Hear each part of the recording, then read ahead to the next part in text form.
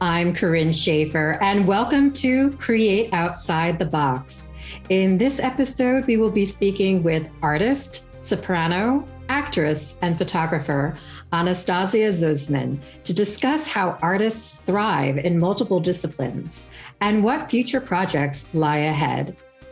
If you're interested in watching this interview, please visit our Creative Operations YouTube channel and check it out under our Create Outside the Box playlist.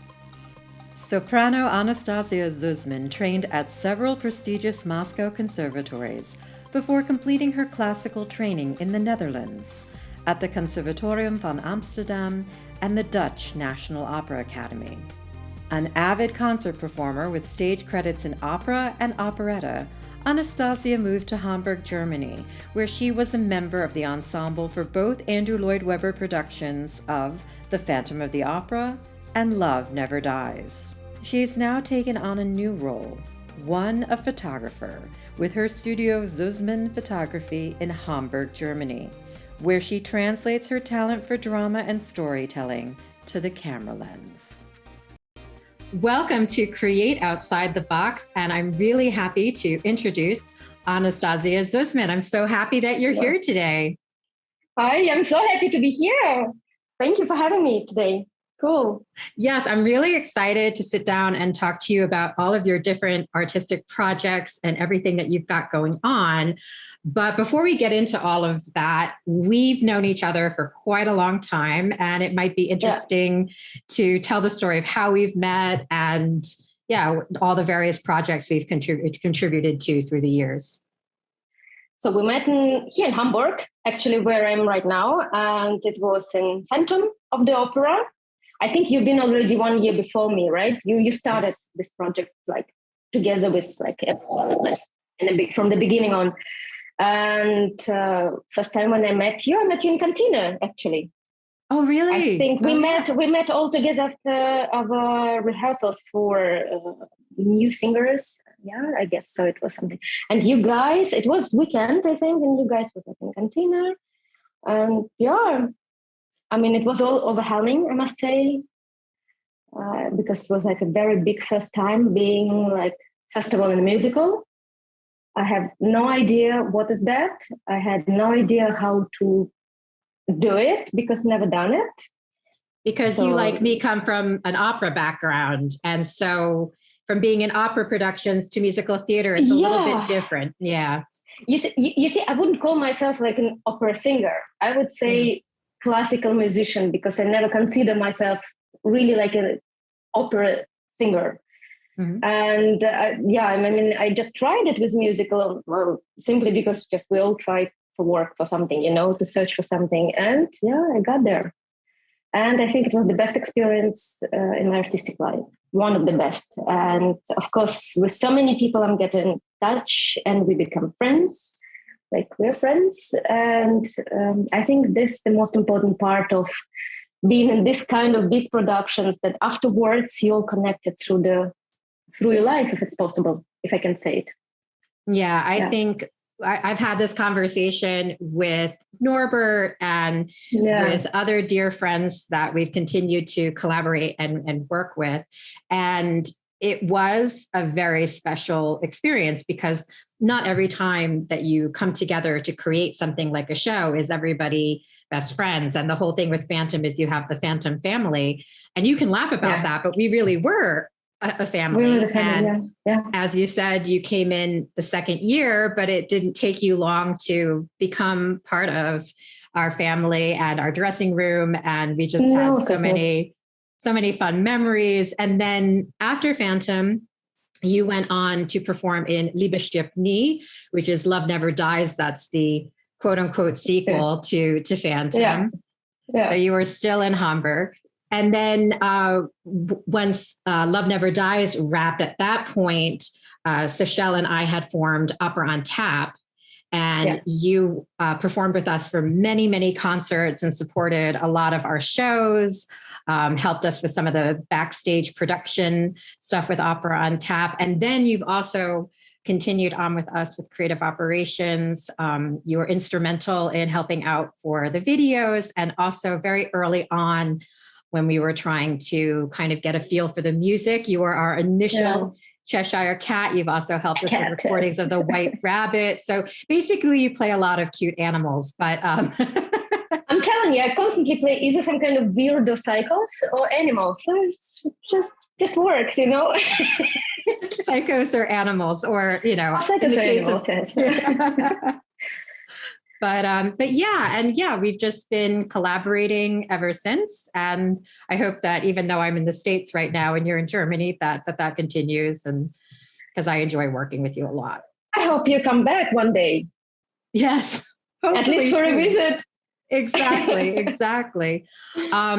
So as we discussed, you describe yourself as a classical singer, you're an actress, you've done everything from, concerts to various musical theater to performance art.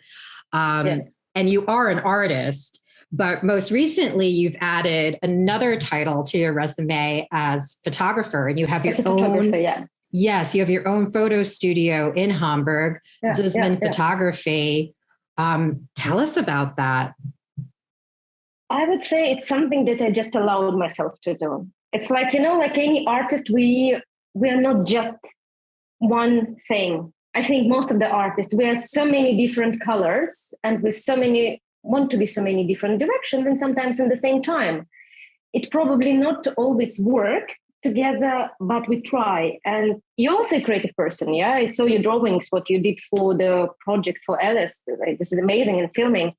And you understand me. So it's something that you keep inside you, like the certain talents or certain abilities, what you can do, perform, like to give to this world.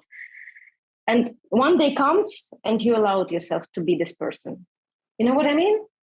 Exactly. And I think that there are a lot of artists that succeed in multiple disciplines. And I agree with you wholeheartedly. And I wanted to ask you, when you're creating art, do you kind of look at it more holistically? Because I was thinking about this the other day, knowing that we were going to talk about this.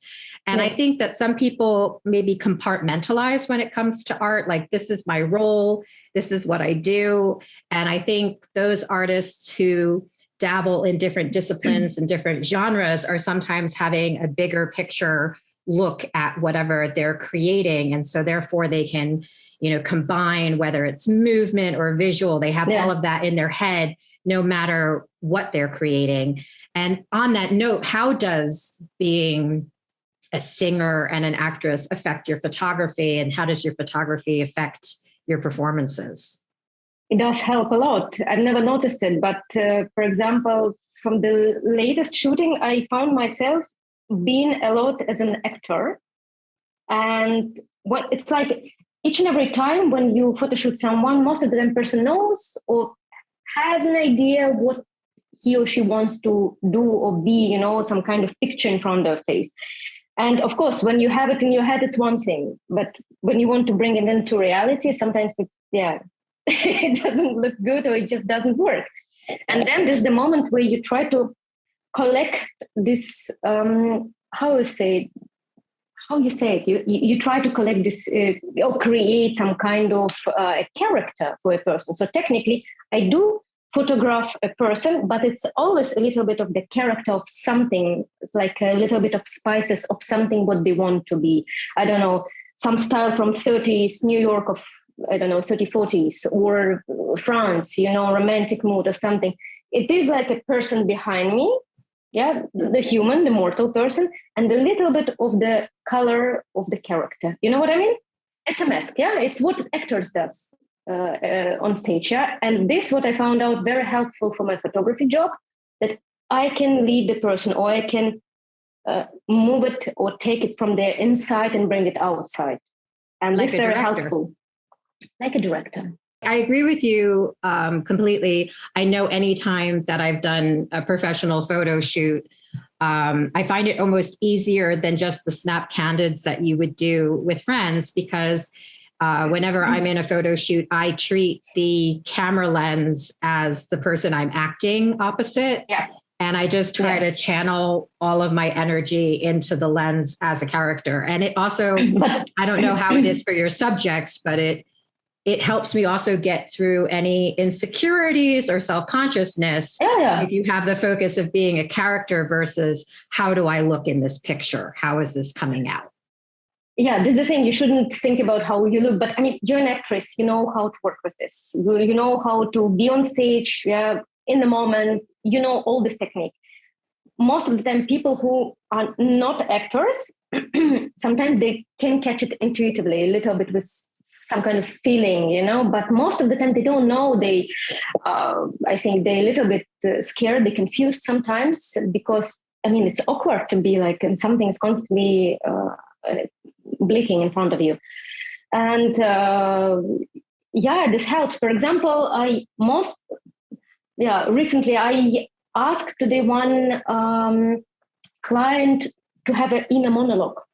Mm-hmm. For example, when I ask him to walk towards me, I ask him to walk with something, like not because I ask you to walk. I ask him, imagine you go to your very nice, like today was in Hafen City. I said, you go from your very nice expensive office somewhere in a lunch break, you have a cigarette, you have a coffee. Imagine, you don't have right now a cigarette or coffee, but imagine, and person immediately start to leave. And then I also turn on music, like very nice music, what they like. And it's like acting, it's action suddenly. And this action I like to catch. And then it works, And you're creating an atmosphere and you're making them feel comfortable. So in doing the direction and in suggesting things to them and putting on the music, all of a sudden it's like, oh, okay, we're not taking pictures, we're just having fun. And then that can break down. Exactly, which is this is what it's all about. Yeah, it's having fun. Right? Exactly. Otherwise, why then just to struggle for so many years? Yeah. Why do we struggle if it's not fun at the end of the day? Speaking of creating and having fun, the singer side of you has an upcoming project that you're collaborating with your sister, who is a visual artist, and you're combining these bold, modern, fun images with classical music. It seems really, really cool. I want to know more about this project and when you're planning to do it too. The one you're talking is Kinderstube, yeah? This children. What is it in English? Is it lullabies? This is not lullaby. Oh my God, it's Kinderstube. What's in English? Okay, it will come. It will come later. This project. So it's a long story short. We had an idea to record this songs. It's a cycle of children's songs. For children. It's piano and voice and soprano. And it was made by Modest Mussorgsky. Mm-hmm. And we had a plan to record the songs, I think this August or July, if I'm right. And you know where it started, yeah? We had we did our rehearsing, and we, find a studio where to play and everything. And in the moment where it should have a day of recording, the studio was kind of blow out. I don't know how to say it in English. So something happened in the building, so it was half ruined. This is why it didn't happen. So, and after that, I kind of froze the project, I think, till the next year. And we're doing something else, a little bit different direction. But this project, yes, it's one of my first projects, and I decided to do with my sister as a visual artist. And how we come to the idea of combining these visuals that you like, what she painted. Originally, I wanted to draw something like anime, me into anime with a pink wig or something, sent her some pictures that I liked, and she was like, but I think probably more direct lines, more not a 3D effect, but more like flat would be even cool. And then she combined it with some kind of Maya pictures, what she did, and symmetrical and colorful. And suddenly, I never thought about it. This is how interesting to work with different artists. You think in one way, somebody else think another way, and suddenly it has some kind of sparkle, and then you're like, yes, this is exactly how it should look. Exactly. And, and it came, I can merchandise this. We can do, we can do some, mugs, or we can do some t-shirts, or we can do this. And it's so brightful and such a nice thing, This is how it all started. But so far we froze it till the next year as a project. But you've laid the foundation. And what I loved about it so much is you had the very classical, traditional art song cycle. And then you had these very fresh, modern, bright, fun images, but they worked so well. They weren't competing with each other.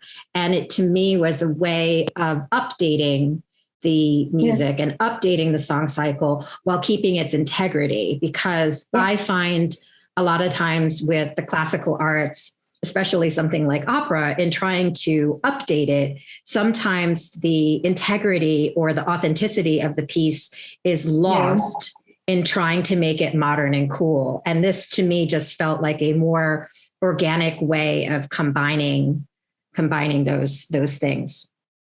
Yeah, it just happened. And I think the difference between this cycle and the opera production, or some kind of opera, because opera has more structured most of the time lines and ideas, and sometimes it's difficult to go around it. With cycle, you can play in so many ways, and it's always going to be a cycle. You can turn it into horror cycle, even if it's for children. What I mean?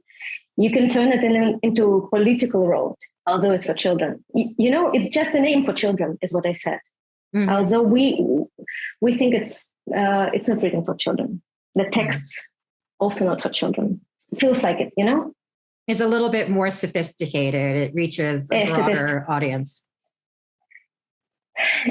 I believe it has a little bit of floor of fairy tales in it, of Russian fairy tales, but like any tales has a more depth in it than we adults used to see, or we adults can see. Yeah, it has much more roots, much more spectrum of ideas inside of it, because it's not just about the child going into the woods and getting hurt. It's also something like more psychological, lines. Mm-hmm. And this is what makes it very interesting, because you can go, it's like a dark water. You can dive in very deep as you can allow yourself, and find very interesting colors of light, if you can find light there, Exactly. And people forget, because we've had so many watered down versions of the stories. But if you're dealing with Hans Christian Andersen or the Brothers Grimm, a lot of those stories, when you see them in the original format, are very dark. They're very, very dark.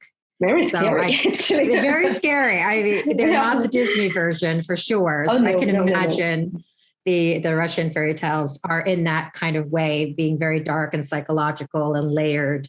I'm looking forward to it when you do it. I think it's going to be a great performance. What was it like to work with your sister? How is it to collaborate with family?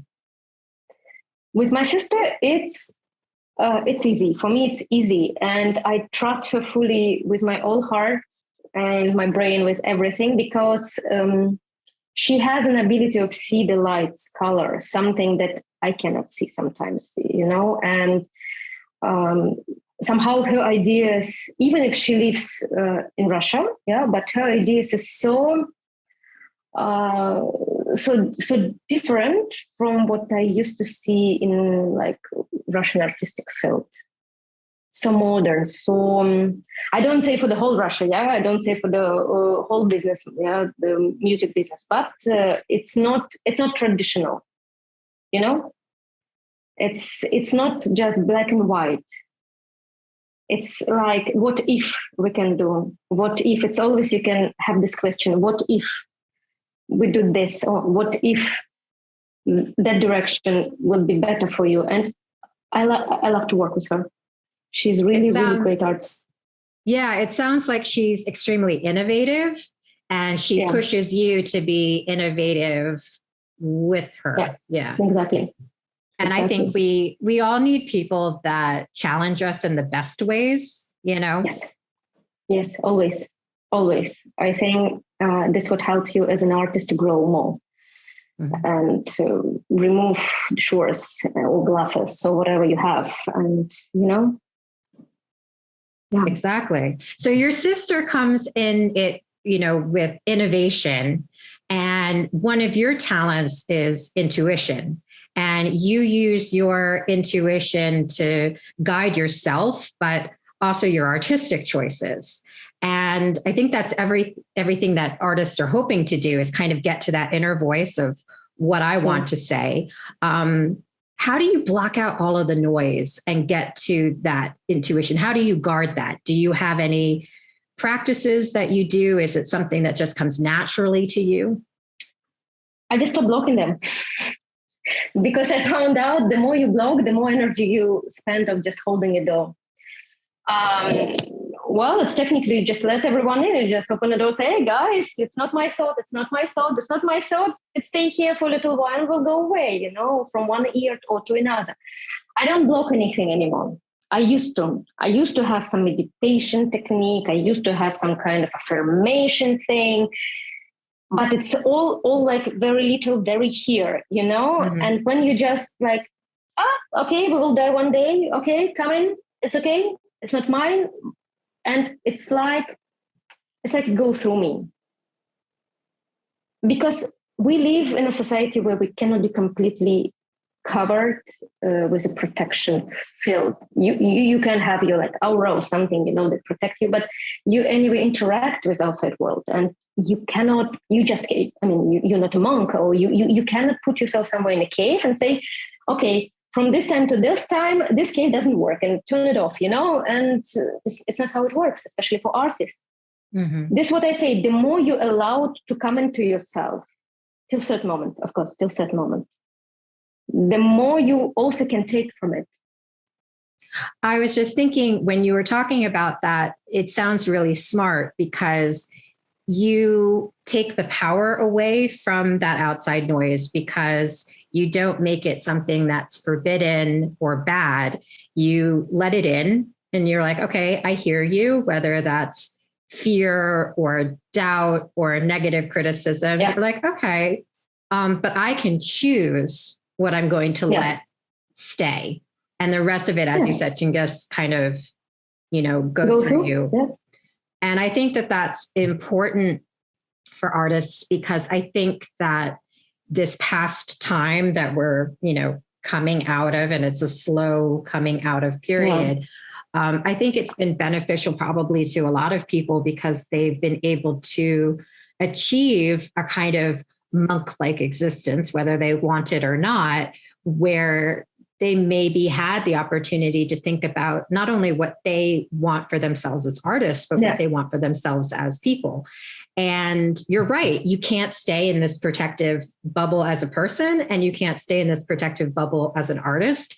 And you're going to have to learn to create with all of the noise and still stay true to what you say. And the thing is that anything that someone says, it doesn't mean it's a fact. I think a lot of times we take this thought, or we take this outside stuff as a fact, and it's not. It's just no. It's just how noise. Many heads on the planet are just noise. It's just their own facts. I mean, probably what I see through my eyes, it's complete, I don't know, bullshit, for somebody else. Or my life is like nonsense, for somebody. And why should I come to someone and say, no, this is how it should be? No, I don't know myself.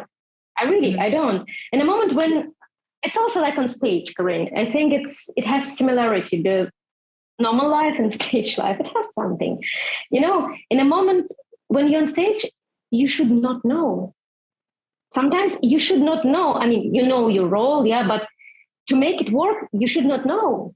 Yeah, it's always come different. Direction of your partner actor comes different. Same here. I don't know what's tomorrow. I mean, I have a plan. I have a schedule. I have my client's plan. I have my personal life plan. But still, who knows what's going to be tomorrow? No one. And in the moment when you accept it, it's like, okay, now I can go, Yeah, it's that constant trying to stay in the moment. And that's so hard. And I agree with you, because when you're on stage, like no one does a perfect performance, like ever, right? So if you're on stage and you're thinking about the past, you're thinking about, some mistake that you made, you're going to slip up again because you're not in the present. And that's the same thing with life. Absolutely. If you dwell too much in the past, that prohibits you from moving forward. And also when you're on stage, if you're thinking too far, like, oh gosh, this is coming up, I need to do this. Again, you're going to screw up the present. Absolutely. We're projecting things. Oh gosh, this may happen. Well, wow, that's a waste of energy because we don't have control over that. All you can do is be in the moment. And what I love so much about performing, and I guess my own life too, is you can have, like you said, there is a structure. It's not like we're free falling through a stage production or life. But within that structure, being in the moment, that's when you have like the surprises of exactly. Oh, this person's reacting this way. And it becomes like this really fun improvisation. And I guess life is just one big. It's like with life, choices. In life, it calls choices. We have choices. Probably not, but we still have choices, Exactly. And then it makes you like, fill it in with anything what you want. So on the topic of intuition, how do you think intuition and creativity are linked? I think it's kind of the same spot in the body. Mm-hmm. It's like, it's the same part of the machine, if I can call it like this. It's how you call it, like a speed box in a car, probably. Or how you call this the box when you choose the speed? What's the name of it? The gears, the different gears? Gears. Yes, gears. Yeah, it's like a gears. Yes, it's like it's the same mechanism. It has different numbers, layers, how you call them. And it's the same in the body. And when you understand that it works the same, or it's linked to each other, then you stop seeing it like different things. You know what I mean? I agree. I think that they kind of live in the same place. And I think the more you trust yourself, the more creativity there will be. And it's not something that you have to work at, just like intuition isn't something that you have to work at. It actually is very organic. It exists some kind of exercises, of course it exists something that how can you get more intuition or feel it more inside you, or concentration, but most of the time I think you just live with it, and everyone has it. Yeah, I think everyone has it. And I think that for me, at least, sometimes like if I'm sitting there going, oh my gosh, I need to come up with something good, that's too much pressure. And for me, the ideas actually come out of living. So the minute I, leave my apartment and take a walk in nature, or go get a cup of coffee, or go speak with a good friend, then 2 hours later, that idea is just there. It's not forced, because it's about trusting yourself, which intuition is also about trusting yourself. And it's what you said. Yeah, you go and do something that brings you pleasure, and something that fits to your nature, your own nature. It's like filling a gas tank. So intuition sometimes needs it, or creativity needs it. You cannot just pull constantly from the resources what you have. Not all of us has so much resources, and not so much energy left sometimes. And then you need to go somewhere, get this amusement, if I can call it, like happiness, and then you can bring it into the work. Then it's interesting, and then it works for other people. It's a balance. And you're right, you have to be able to recharge. We're not like Absolutely, endless machines of making and doing. No. And I noticed it. I think after my last contract, I found out that I actually don't have endless energy, and I didn't know it before I lost so much.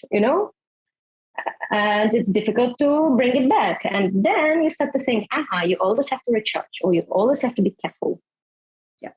Yeah, exactly. You have to know what your limitations are, and your boundaries, and you kind of have to establish that because, and it's not a weakness. I think it's being smart, because I think it's better to know what you're capable of and how you can continue to produce at a high level. And we're not robots, you know what I mean? So I think it's actually more realistic to be able to step back. Although sometimes I think I'm probably a program in metrics. I think that I'm human, but actually I'm a program. And then certain things getting sense after this. Like I'm probably a program.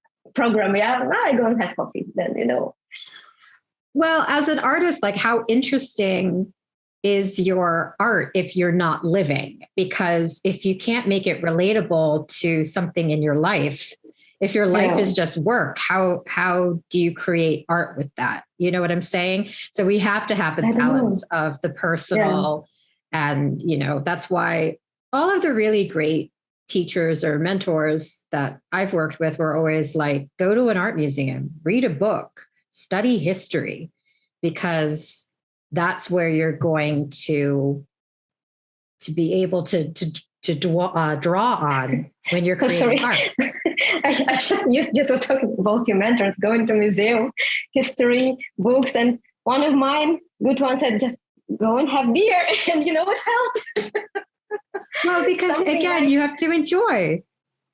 Yes, this is all about joy. Doesn't matter what. If it brings you joy, then it's your charging cable, I think. Exactly. So we've often joked, don't worry, we are not getting political. We're not talking about politics. So just stay here. But we've also joked, but we've often joked about how similar the Russian culture is to the American culture. How do you think our cultures are similar? First of all, I think the country is so huge. Your country is like enormously big, and same like my country. And you have so many varieties of different nationalities, people, confessions, everything. Same like in Russia. And this kind of interesting mix makes it so controversial in a certain way. I think this is probably why. And we like big things and red, the big dresses. I think it's the same in America. I don't know if it's everywhere, but we have sometimes similar taste in certain cities. It's like, how it's possible, Yeah, we live kind of larger than life in some ways. Yes, exactly. I think other things that I've picked up on is like, because we live larger than life in some ways, like we're used to things being open 24/7. We're used to convenience. Like if you need something, you can find it somewhere. That is not the same in every country. No. When you leave Russia or you leave America, you realize, okay, there's not something open 24/7. Things shut down, or these things are hard to find. Yeah. And so I think our cultures are a lot about convenience. I think also we, as far from an artistic standpoint, I think Americans and Russians are artistic sensibilities. Like we like things to look really good. So we always want like the highest production value possible. And sometimes it gets a little out of hand, how many magazine exposés with like things being over photoshopped and like overdone, but we just have this kind of everything's slick and highly produced and bright and glossy. Where I remember the first time I moved to Germany and I was looking at this like poster outside the shop, and like you could see the model, you could see the eyelash glue, and you could see the blemishes. I was like, who forgot to Photoshop that? But it was it wasn't as important to them. But I think if that photo had been in Russia or America, that thing. Oh no, it will never work. It would never work. No. It would never work. No. I mean, of course, it's a different market. I mean, you have to play around market. Yeah. Also, as an artist, a lot. Yeah. Same how you look or what you perform or what you give to your audience. Sometimes they want a little bit of Russian or American flair attitude. Sometimes they want more German, like here in Germany. You've been here, you lived here. You know, what is that? Yes.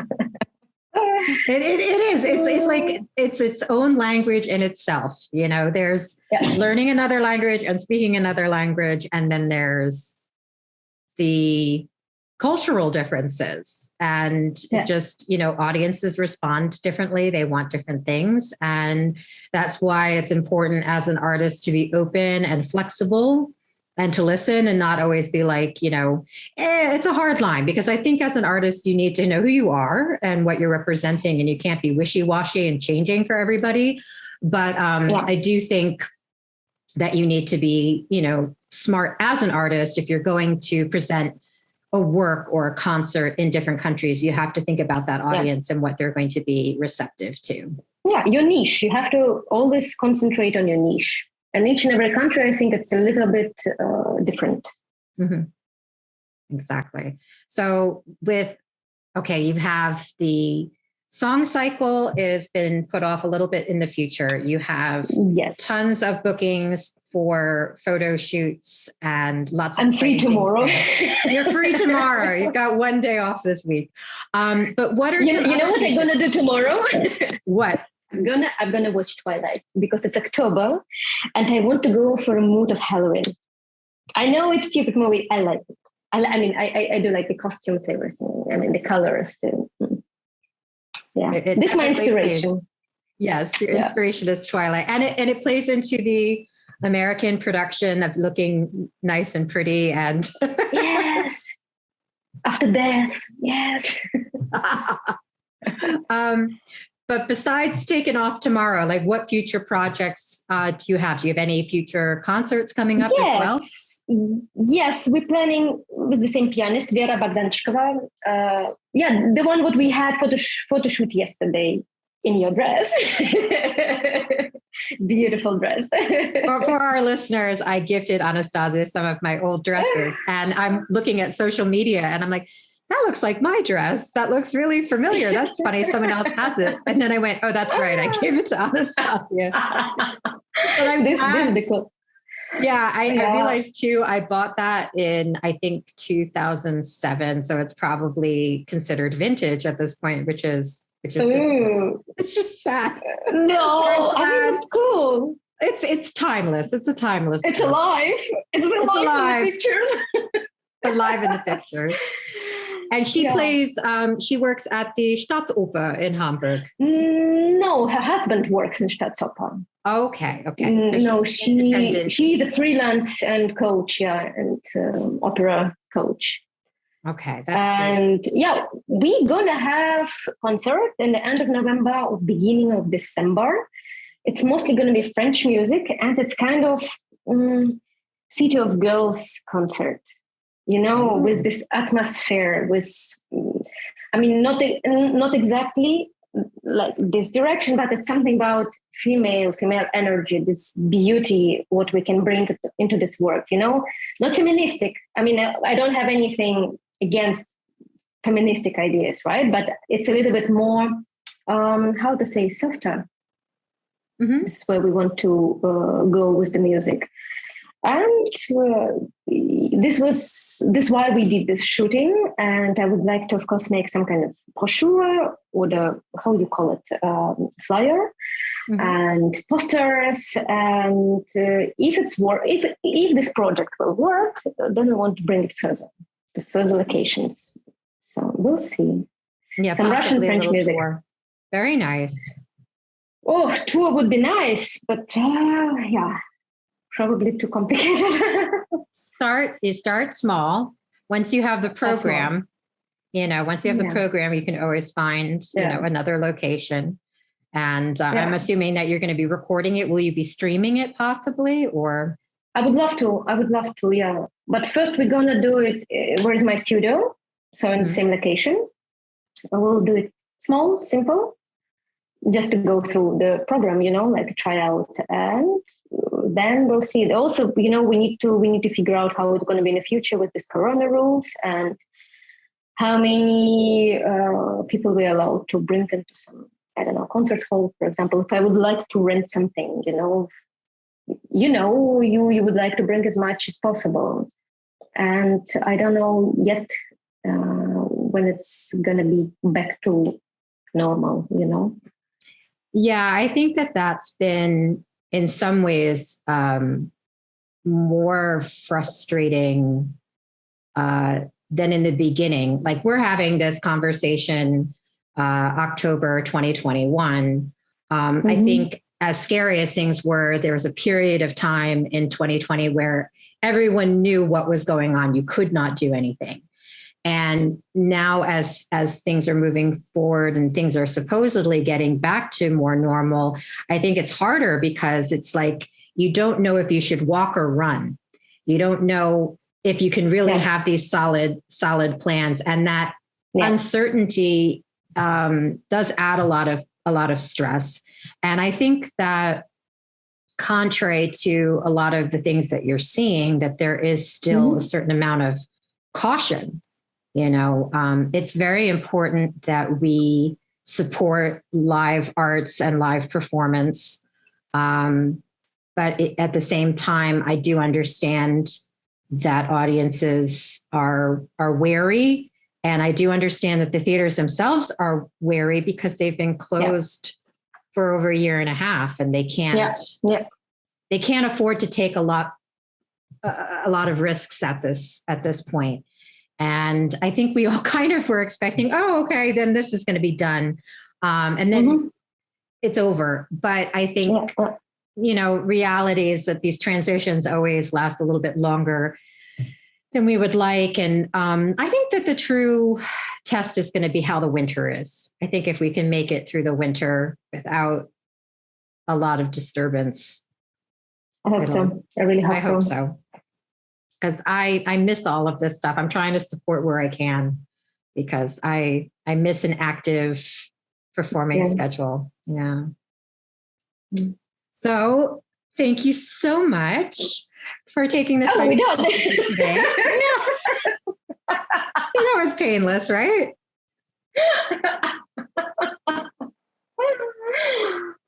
It's always good when your guests are like, we're done with that. Okay, great. No, but thank you. No, seriously. Thank you so much. Thank you very much. Thank you. So for anybody who is looking to find out more about you and your projects and your photography, I know you have your Instagram account, which is at Zuzmann_photography. So if you were spelling that in English, Zuzmann would be Zuzmann, correct? Right. Yeah. And for our Germans? It's Z Mann mit Doppel-N and photography. There you go. So that's the photography. And as far as you as an artist, you have another one just for you as an artist, correct? Yeah, I do. You can find it in the title. So you can find it in the same Instagram account, this link.